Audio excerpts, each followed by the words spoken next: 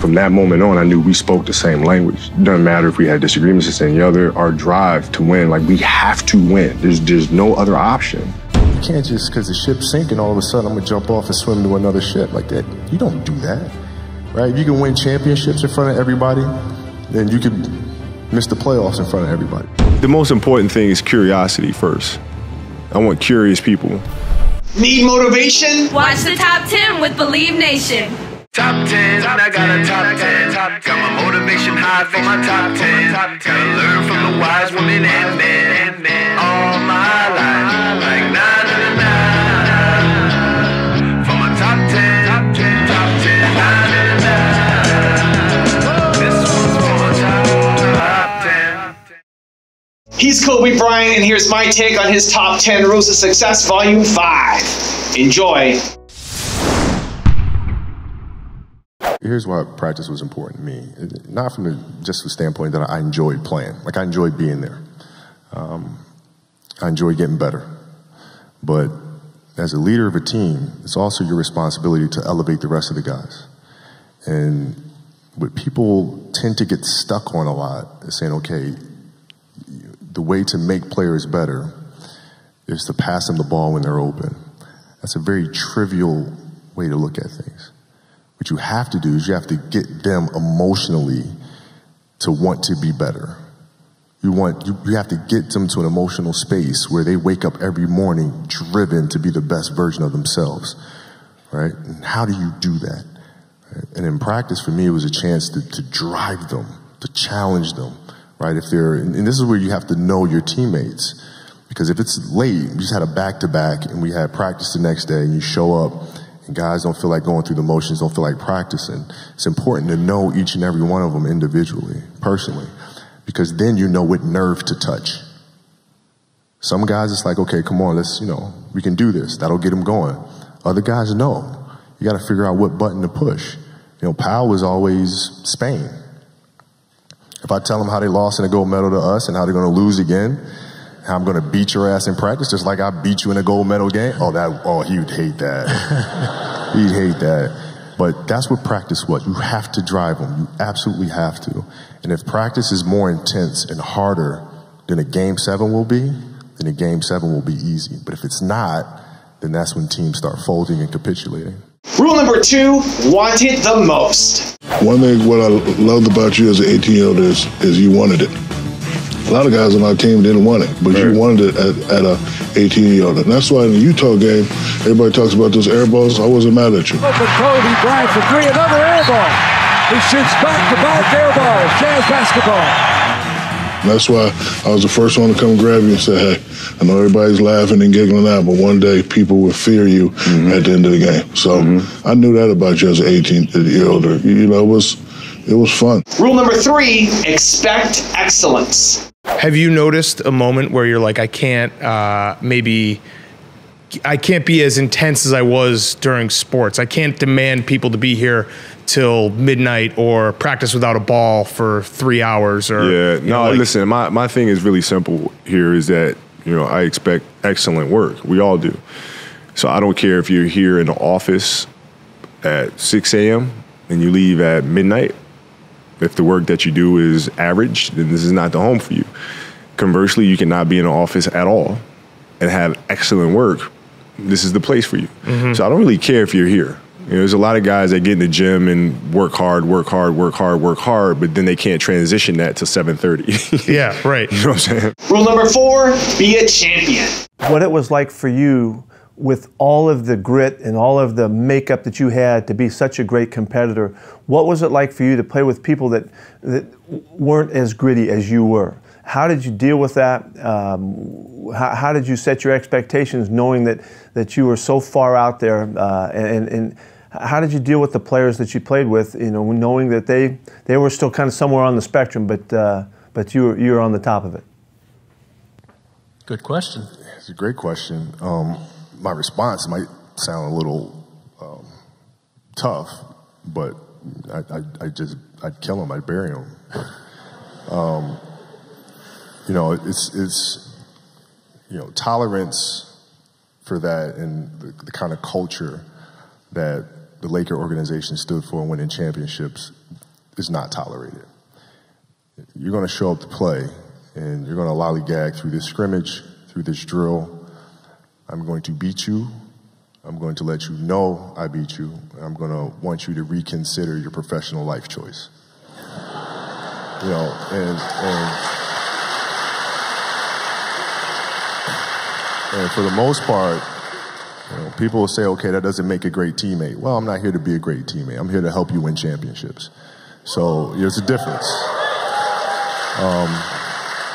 And, you know, fortunately for us and for me, you know, we had an organization that, you know, it was championships or nothing. And they were really good about identifying that and bringing players in here that had that competitive streak and, you know, getting rid of the ones that did not. If I got to fight to get you in the gym, that's a problem. That's a problem. You want players that are gym rats, players that want to be in the gym, that want to work. And then from there, you build on top of that. But if you're lazy, man, I don't want to talk to you. I don't want to deal with you. You don't make me feel dumber. You know, you know, you're going to lower my level. I don't think so. You can go over there. There's plenty of teams in here where you'll fit right in. Well, you mentioned... At the time, they were right down the hall from us. So, you know, they were. Also, if you want to learn how to build confidence like Kobe Bryant and others, check out my 254 series. The link is in the description below. It's free, and you'll love it. If you wake up in the morning and you're dreading going to work, dude, do something else. Right. Do something else. And those are hard decisions to make. But when you make those decisions, it's a very liberating experience. Or to go play someplace else, to try to chase a championship. That's not me, man. That's not what my career has been about. There's certain things that we want to get to, but we have to pace those out because we have to have absolute focus. Rule number 5, focus on winning. 96 through 99 was a frustrating point. I don't know about, well, maybe a little bit for you, but for me, being one of the best bigs in the league and having that title of not winning one. I remember one day reading in the paper, oh, Shaq's averaging 20 or 30 and doing this, and the great Kareem Abdul-Jabbar said, well, he didn't win none yet. Right. So is he great? And that just kind of, yeah. You know. Well, I one thing that, you know, I understood was your necessity to have to win one. There was a lot of pressure. And I think there was a lot of frustration because you kept seeing this kid and everybody kept saying, okay, be patient with this kid, be patient with this kid. And you're saying, listen, I don't have patience. I have to win now. And this kid needs to develop now. Remember that? I think I can remember the first time we had our first fight and you looked and said, okay, this is crazy. I did say that. Yeah, you did. Crazy. You did. Anyway, we were playing a pickup game. We was doing a lockout season, Southwest College, playing a pickup game. We're on opposite teams. Right. And trash talking. Yes. And you kept saying, yeah, take that little I'm like, I'm looking around. Oh, me. Yes. Right? And I said, oh, hold on, ain't gonna be too many more of those little, you know. Yeah, I remember that. And what'd you say? Well, what you gonna do about it? Well, what you gonna do about it? And then that's, the next thing I knew, I saw a big hand coming this way. And I remember going this way. And I remember throwing some lollipop and Polynese came and caught.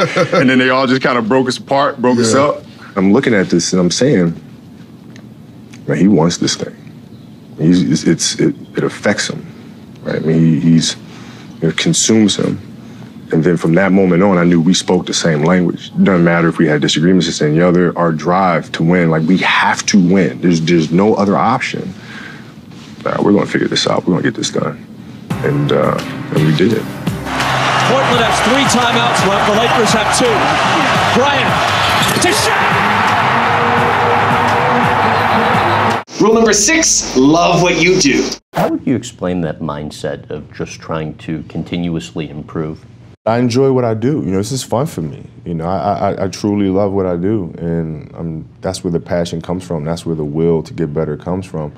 It's just because I truly enjoy it. I enjoy the preparation. High school coach Greg Donner it says that you might actually be a little embarrassed by how much you love basketball. Yeah.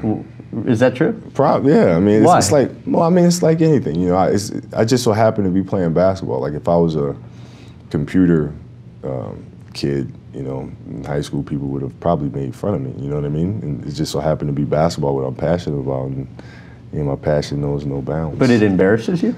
Well, I mean, it's just a little weird, a little strange. I mean, when you're around, like in the Olympics, I'm around other athletes who kind of share that same you know, that same mindset. It's fun to be around them because you can have conversations about those things. Rule number 7, don't jump the ship. I know it's good to say that you want to win the championship every year, but it probably wasn't really a realistic one. So how do you adjust? How do you adjust as the team leader? And then what conversations does ownership have with the coaches and teams about rebuilding? Jeannie is so sweet that she saw me work so hard for so many years.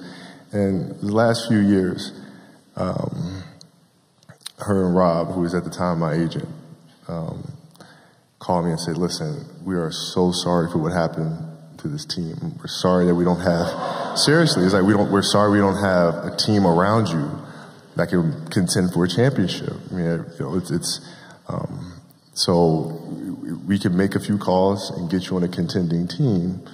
If that's something, because we just feel horrible about seeing you going out there and struggle. Remember this? And I sat there and I listened. I said, you know, we've known each other for a very long time. Now I'm questioning myself because I'm wondering what about me makes you think I would jump ship? We don't do that. Like the Lakers, I've been a Laker fan since 5 years old, man. I know the Laker history all the way from Minneapolis all the way to where it is today. Right? So it's in my blood. And this family, her father, believing in me and standing by me and all sorts of stuff. Like I'm not gonna go anywhere. Like this is home to me. You know, we work through this stuff together, and like, you know, as a leader, you gotta be able to take the good with the bad, man. You can't just, because the ship's sinking, all of a sudden I'm gonna jump off and swim to another ship like that. You don't do that, right? If you can win championships in front of everybody, then you could miss the playoffs in front of everybody. You gotta be able to take both sides of it. Rule number 8, learn from the best. I remember the first practice, we had Travis Knight on the team. And, I mean, you proceeded to just annihilate this kid. And, you know, just from everything, from talking trash to him to, you know, he was afraid to get on the bus. And one thing that I noticed about you from the jump was that you didn't respect people that you could bully. You didn't respect them. And you test them. And you'd see what they let you get away with. And you'd see if they would fold to that.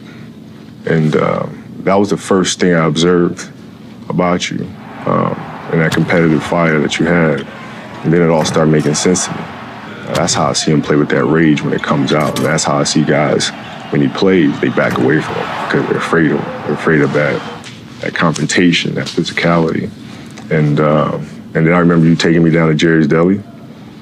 Back in the day, we had the big flip phones, you know what I mean? I didn't have one, though. You had one. You put it, I said, man, I didn't get one of those, man. That's pretty damn cool. You had the, you know, the big joint and just hanging out with you, man. And you showing me the ropes from day one. Rule number 9, put curiosity first. What are the characteristics that you're looking for to bring into your team? Is it much like you want a teammate for the Lakers, those type of, or what are you looking for specifically? Yeah, the most important thing is curiosity first. I want curious people that ask questions, that want to figure things out, figure out new ways to do things. You know, that's the most important thing. And then from that curiosity, having the determination to see that curiosity through, right? To figure out those steps. And if you figure out, okay, this is a particular course of action that we feel like we should be taking. Has it been done before? No, but that's exciting to me. Let's figure it out. Those are the characteristics that I look for, first and foremost. And rule number 10, the last one before a very special bonus clip, is inspire the people next to you. The final question is, what's your definition of greatness? I think the definition of greatness is to inspire the people next to you.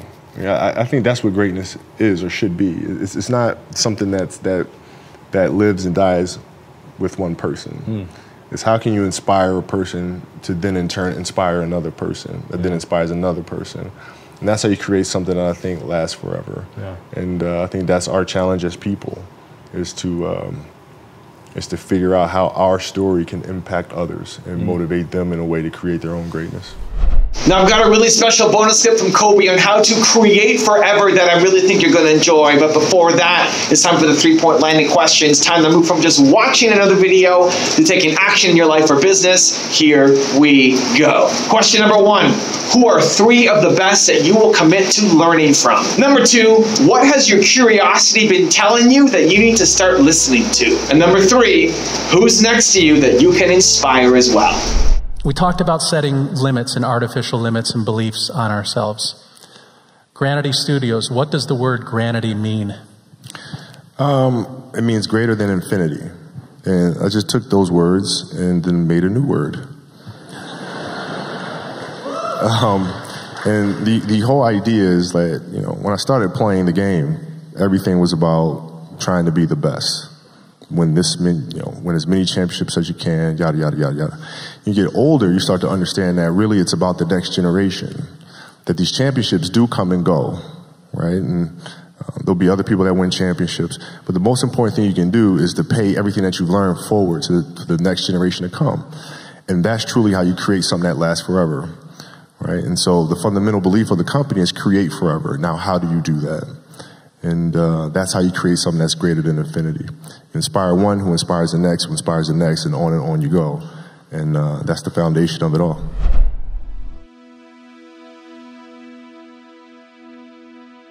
If you want to learn how to have Kobe's incredible work ethic, check out the video right there next to me. I think you'll enjoy it. Continue to believe, and I'll see you there. Just a kid who would never take a night off. Even if it wasn't going well, it was always going to be trying to slay the dragon.